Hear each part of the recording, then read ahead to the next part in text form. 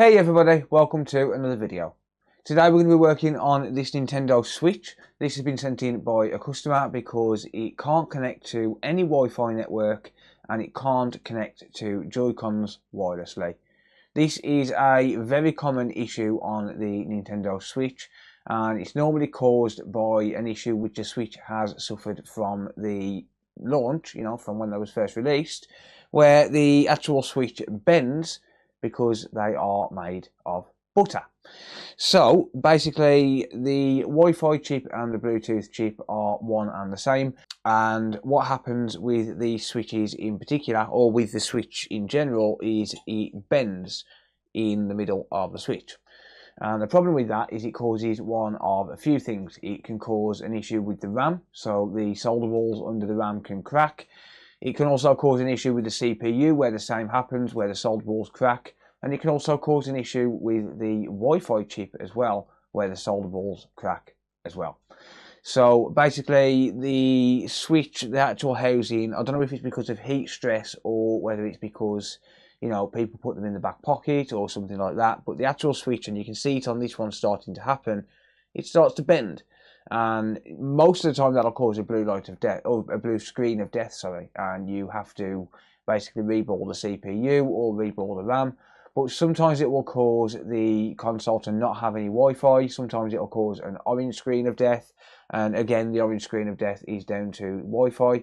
Sometimes it will cause a purple screen of death where it can't communicate with the NAND, the system of storage. So yeah, as you can imagine, it causes no end of problems. So hopefully we're going to get that fixed today. But if you are new to the channel, my name is Hakko. I'm an electronics technician.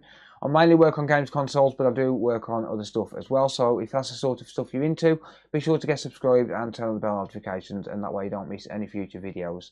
It turns out around about 60% of the people who watch these videos are not subscribed to the channel. So just give it a little check. You might think you're subscribed because you get recommendations for the videos, but you'll get recommendations even if you've watched one video. So yeah, just hit the subscribe button, that way you'll get notified whenever I release a video. I am releasing a video every Friday at 6 PM UK time, and that's going to be a exclusive video which I haven't live streamed, so no one's ever seen it before and stuff like that.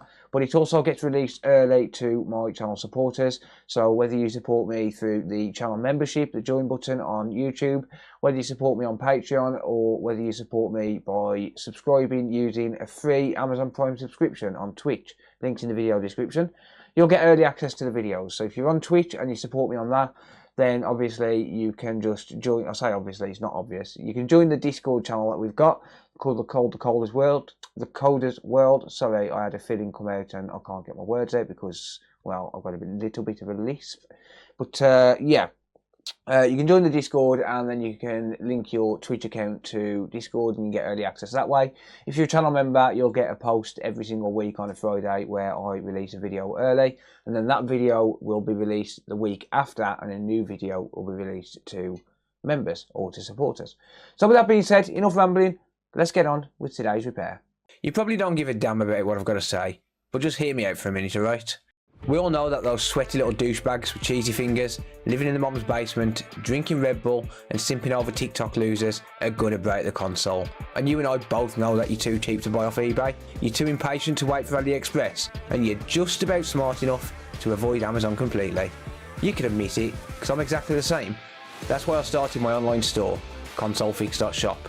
I'll sell every part you'll need to fix the Xbox One, Series S, Series X, PS4, PS5 and Nintendo Switch consoles. So why not give me the money instead of some random dude on eBay? At least if I have it, you know it's not going to waste on some stupid thing like promoted eBay listings or food for the kids or something. If you give me your money instead, I'll promise I'll use it on useful things, like buying views on TikTok. So before you decide to go to one of the more popular sites and line the pockets of some fat cat loser, take a look at my online store. Check out the link in the video description or the top pinned comment and get 10% off any order over £25 during checkout. Alright, now you can go back to watching this douchebag on YouTube trying to fix something. You can't say stuff like that in an advert, dude. You're not my dad, dude. Don't tell me what to do. That's what you think, Phil. Wait, what? Mom? Okay, so as you can see here, we have no Wi-Fi. If I just search again, you'll see it's coming up with nothing. It is coming up with a MAC address. But if we just go to my Wi-Fi here, you'll see that we do get a very, very strong signal on Wi-Fi. So we've got free internet, that's me. It's just so I can test consoles and stuff, but I do let people just connect to my internet because I just really don't care. I've got gigabit internet. I don't care if someone connects and uses my internet. But yeah, you can see we've got a really strong signal, and obviously we're not picking anything up on this Nintendo Switch. So that's obviously a problem. Now, I haven't tested, but the customer has said that they also get a Bluetooth issue as well.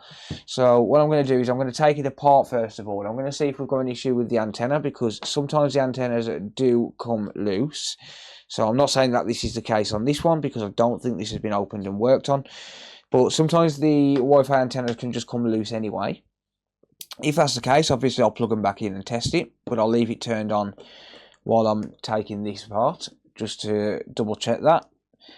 But chances are it's going to be down to the bending, and I'll just show you that before I actually get all the screws out. You can see it's starting to bend.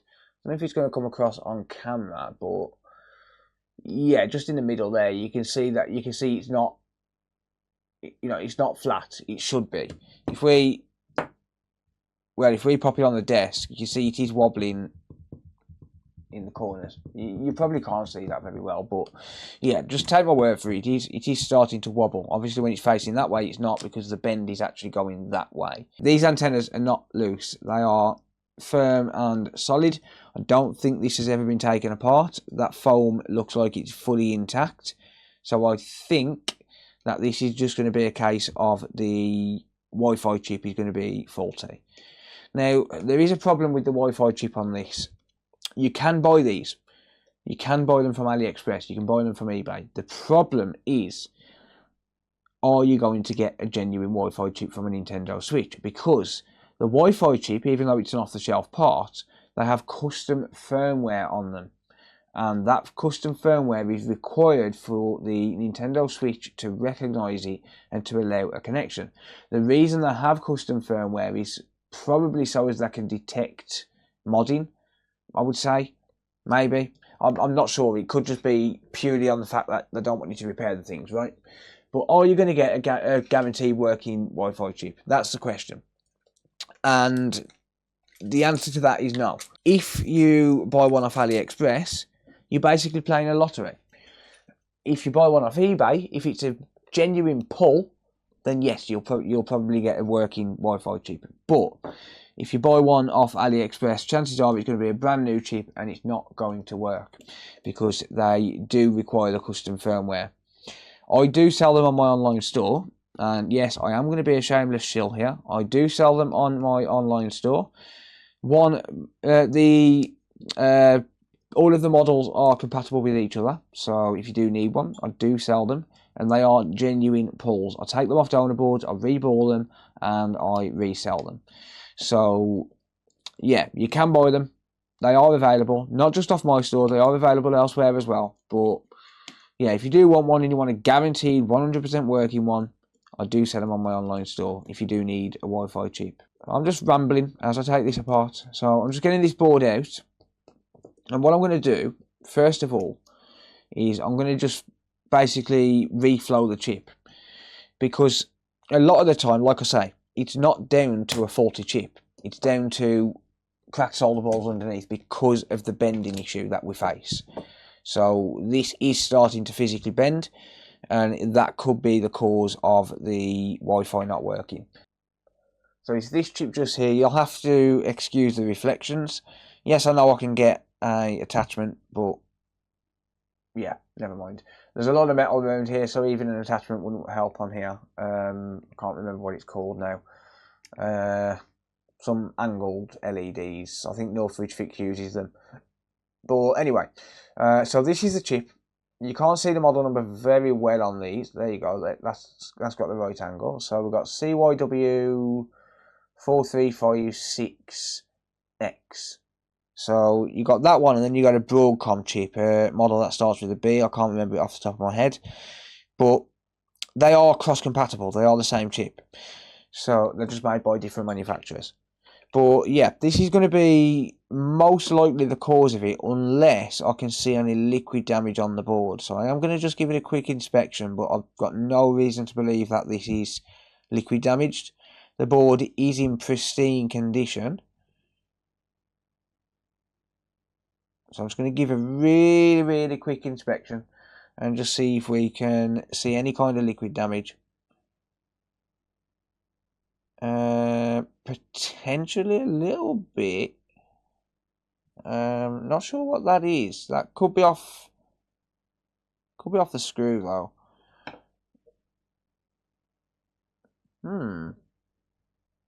Or is it from the factory? It could be from factory. It could just be the cleaning solution they use at the factory.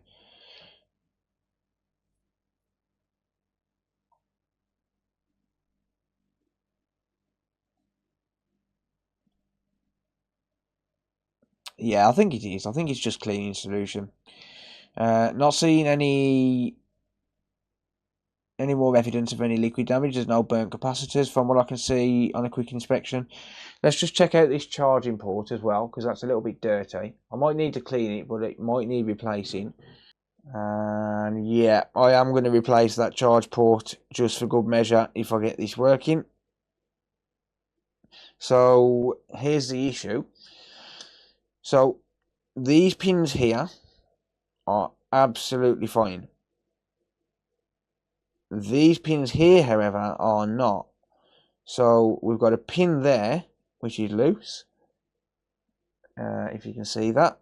So we've got a pin there which is loose, and then these pins are starting to protrude as well. So obviously we do have issues there. This is a ground pin, and if this shorts out across to the power pin, it's going to blow the charging chip, which is M92T36. So this port is going to get replaced before I finish the job. In fact, I might as well do it now while I'm here. The way that I'm going to do that, I'm going to pull my hot air station out, just like this. I really need a longer pipe for this. I'm going to set my hot air up at 440 degrees Celsius, and I'm going to heat up from underneath the board here. This is a job which I'm just going to do for good measure. I'm not doing this to charge a customer any extra or anything like that. All I want to do, as I grab my flux, all I want to do is just make sure that when the customer gets this back, they're not going to get any issues.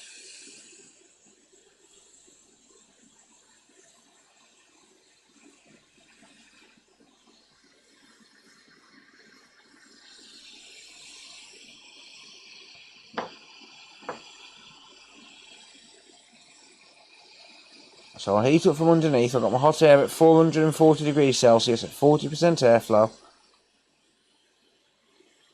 And I'm just going to wait until this is ready, which is now. There we are. I'm going to grab a brand new charge port.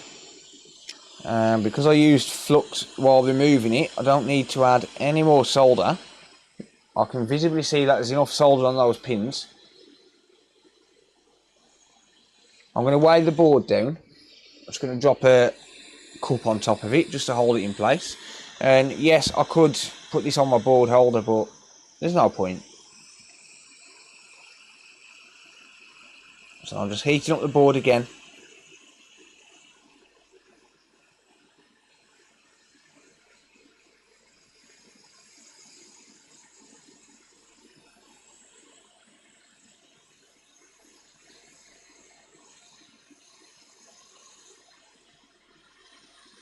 I'm going to drop this port in. I'm going to press down on the port, hold it in place. I'm just going to wait for that to solidify. There we are. So let's just check this.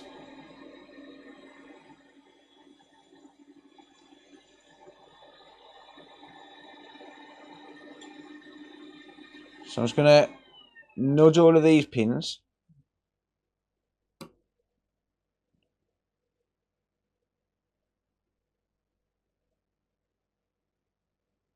And they're all solid. They are absolutely fine. Cool. But because I have OCDs, I'm going to just touch up all of these pins. Well, I would, but my little needle keeps getting airlocked.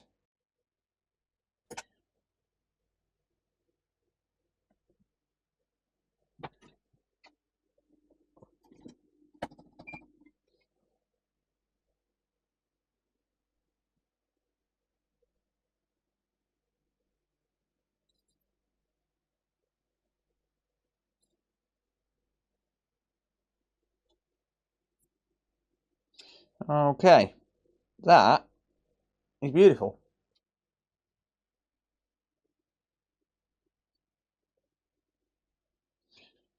There we are. That's going to be nice and strong. Alright, I'll clean that up in a minute. For now, I'm going to just give this a reflow. So I'm going to try a reflow first, and if that doesn't fix the issue, then I'll replace it. So I'll just add some flux there. We don't want too much. Again, don't really want to make a mess. And again, with my hot air set at 440 degrees Celsius, which you can go lower, but I generally keep mine at 440. I'm going to preheat the board a little bit in this area first, just by moving the air pretty quickly around.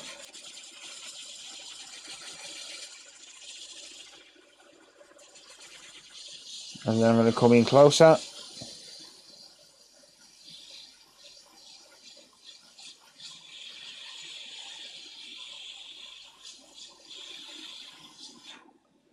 Okay, that reflowed, but I'm going to add some more flux now.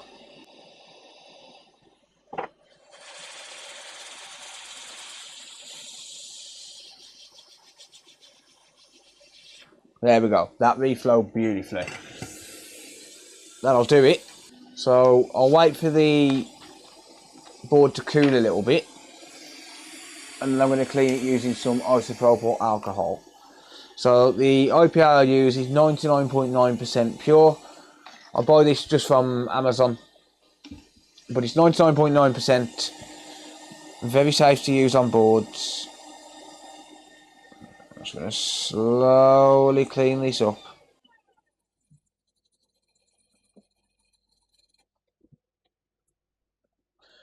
Drop some more on. And just clean everywhere now. I want to make sure that the LCD connector and all of the other connectors are clean as well, just to make sure we don't get any connection issues there, because if any little bit of flux has managed to find its way in, it will cause a connection issue. We don't want that, obviously. Also going to clean up around here.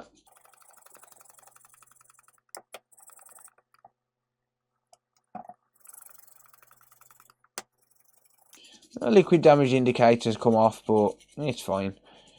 Who needs that anyway? So the charging port, like I said, I've just done that for good measure. I'm not going to be charging the customer any extra for it. You know, the charging ports are not expensive. I've just done it to make sure that this doesn't come back in 2 weeks' time under warranty. I don't want to get this back to the customer and the customer goes to try and charge it, and that pin just gives way and blows the charging chip, and then they think I've done something because it's no longer charging. And it just inconveniences them as well. So, yeah. Change your charging port, give the customer good value for money. Preventative maintenance is all that is. Like I said, a little bit of melting around the back of the charging port, but that's completely normal. You know, you're not going to get it absolutely spot on. I mean, you can, but you've got to be lucky.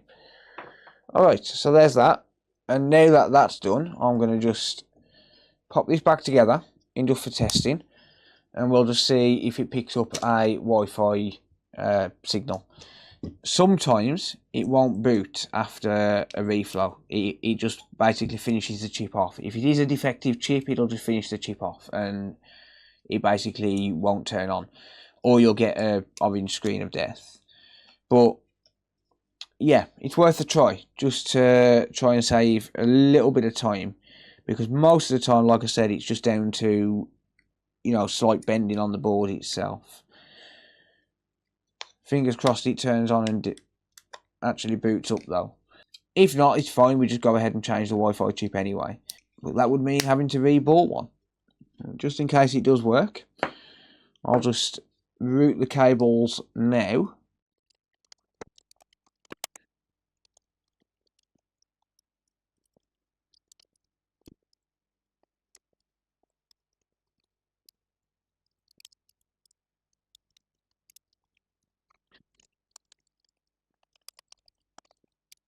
Okay, so that's all of the cables routed, all of the ribbons and the speakers, etc.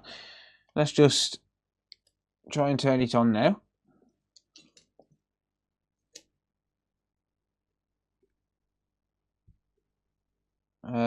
Might need to activate the battery. Let's just grab a charger. Okay, so we've got 0.47 amps. No, it's not booting. So I think we need to grab a donor Wi-Fi chip for this and reboard it by the look of it. So I've got a switch light here, and the Wi-Fi chip on these are the same. So I'll take it from this board here.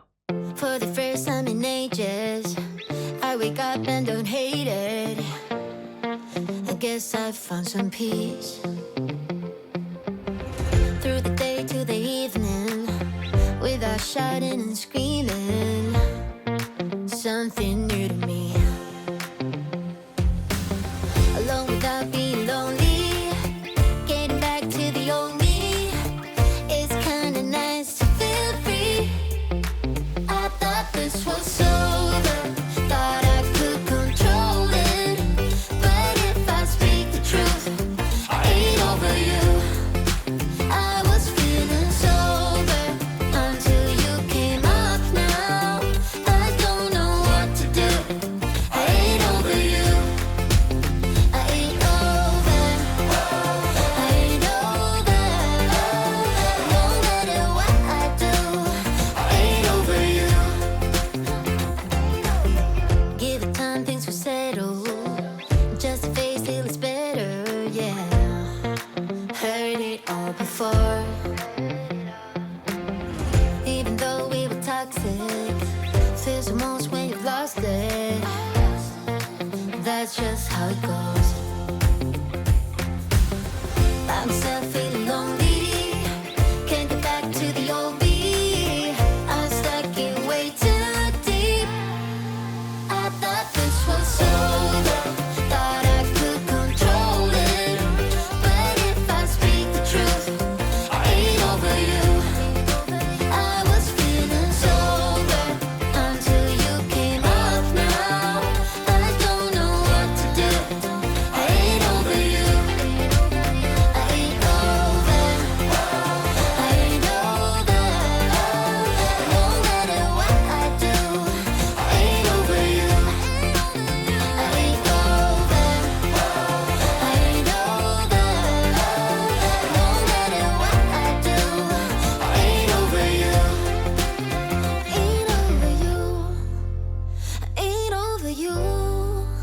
And no matter what I do, I ain't over you. And there we are. That Wi-Fi chip has been replaced. Do we get Wi-Fi?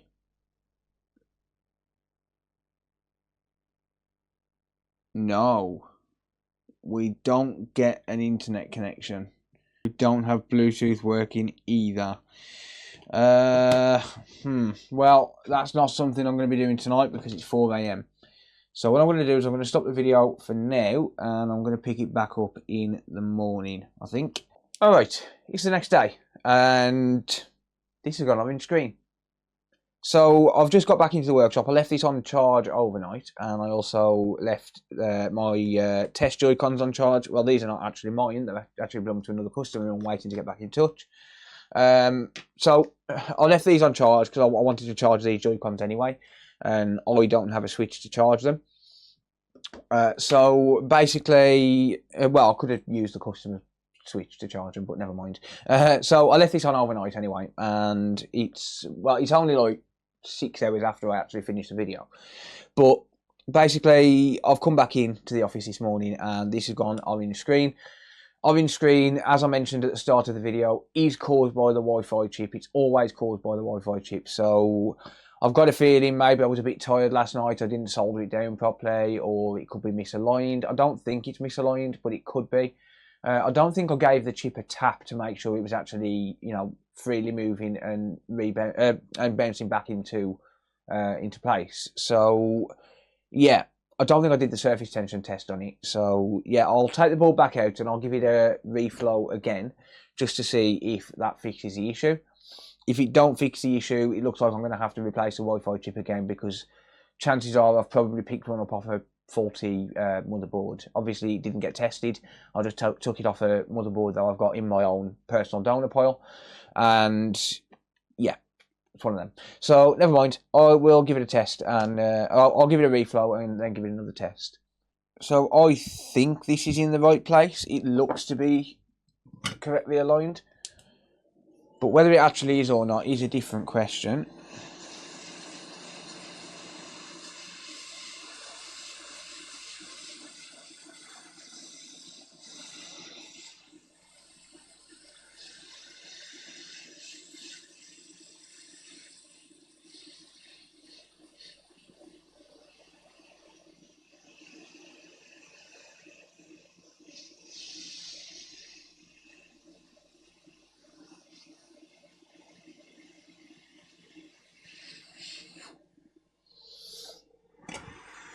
So I just gave that a quick reflow.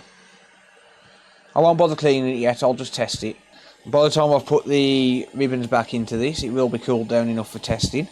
Okie dokie, I've got all the ribbons connected now. Ugh. Except the fact that the LCD is playing up again. It always happens, this does, I don't know why. And then you just unplug it and re-plug it back in and it works.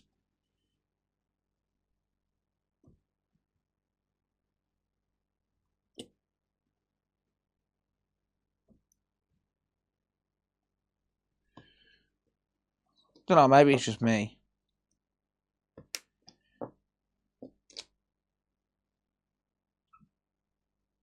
There you go. It's still picking up the MAC address. No Wi-Fi still. That is odd.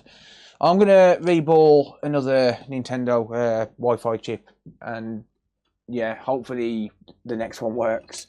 It could just be that I've got a faulty one. And just like that, I've got a replacement chip.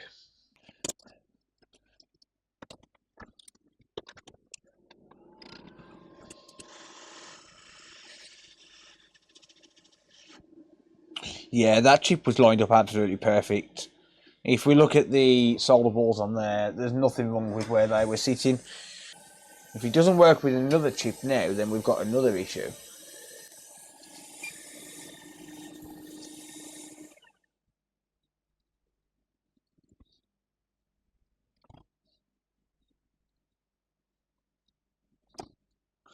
Okay, so just clean that up as best I can before I wick it away. I'm not going to use the hot air method this time. I'm just going to wick it using the iron.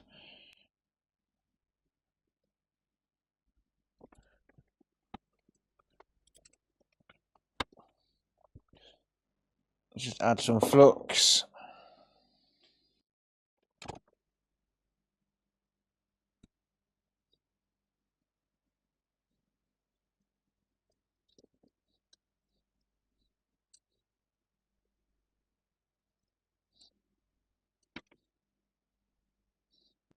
Okay, so that's all wicked away.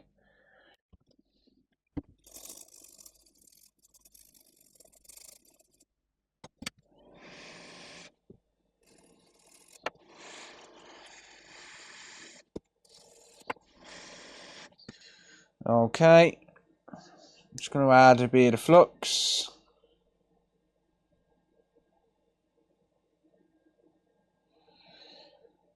We don't need much. There's some flux left over on the chip as well anyway.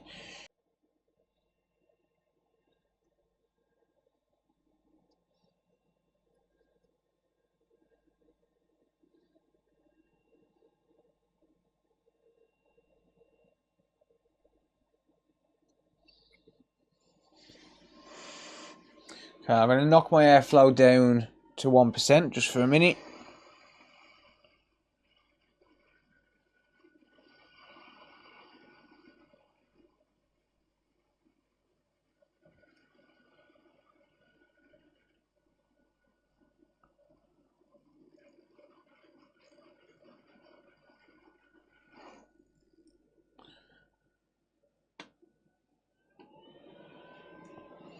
Okie doke. I do have a stray solder board on the top of the chip.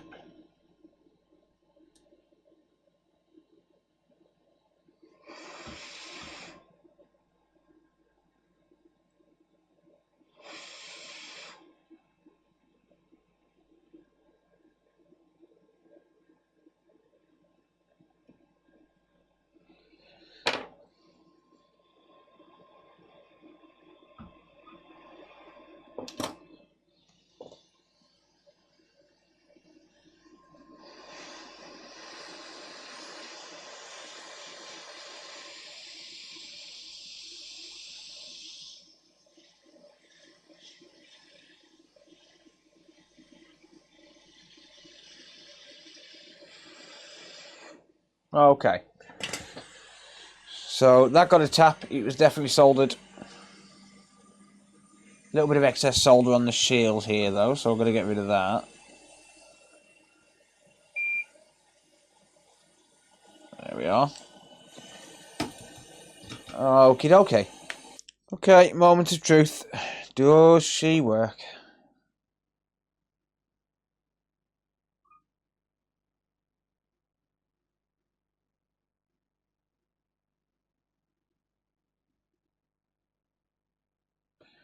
That booted up a lot quicker.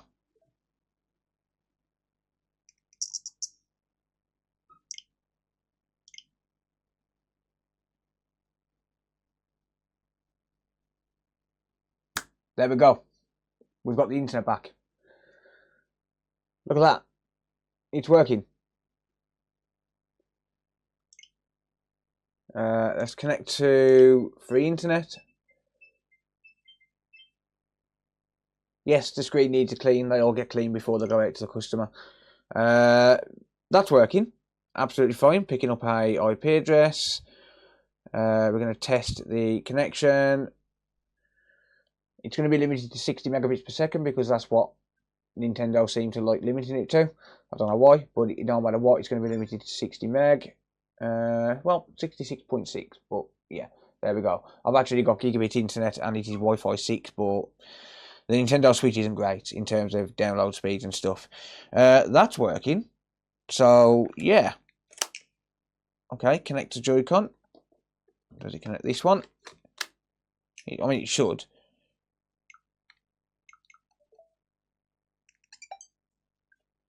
Okay, so for some reason that Joy-Con didn't charge. Screen issue, that's going to be down to the ribbon. I'll sort that out in a minute. It's got a little bit of bleed on it, but that's just a connection issue. And there we go. Yeah, cool. That is absolutely fine. It's working great. Wi-Fi is working. And so is wireless controller. It says the batteries are low. That's going to be an issue with these Joy-Cons, I would assume. But yeah, there we go. Let's just see if I can sort out this screen bleed issue quickly. So probably going to be a little bit of flux inside the connector. You know, it's made its way round and whatnot. So I'll just grab a cotton swab, dunk it in some IPA, and just basically soak the connector with IPA.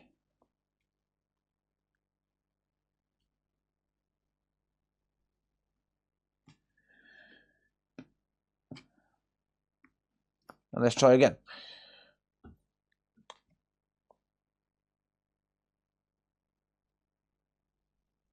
Okay, no screen bleed on the Nintendo logo. This will get cleaned and everything before it goes back to the customer. It would never go back in this condition. I use proper glass cleaner on it. And yep, that's absolutely fine. No connection issue on the LCD anymore. Let's just make sure that it's still connected. Yep. So it picks up Wi-Fi when I plug it back in, so everything saves. It's all working great. So the issue that I originally had with this was obviously that it just wouldn't connect to Wi-Fi. I did try another Wi-Fi chip, and I mean, it could have been a bad Wi-Fi chip. You know, these are donor boards at the end of the day, and I'm never 100% certain unless I test them. I do, you know, try and get diode readings whenever I sell them, but obviously for myself, it's easier and quicker just to, you know, reball the chip, drop it on, and hope for the best, basically, because it takes me, you know, 10 to 15 minutes to get diode readings. Obviously, when I sell them, I have to get diode readings because I have to make sure that they work.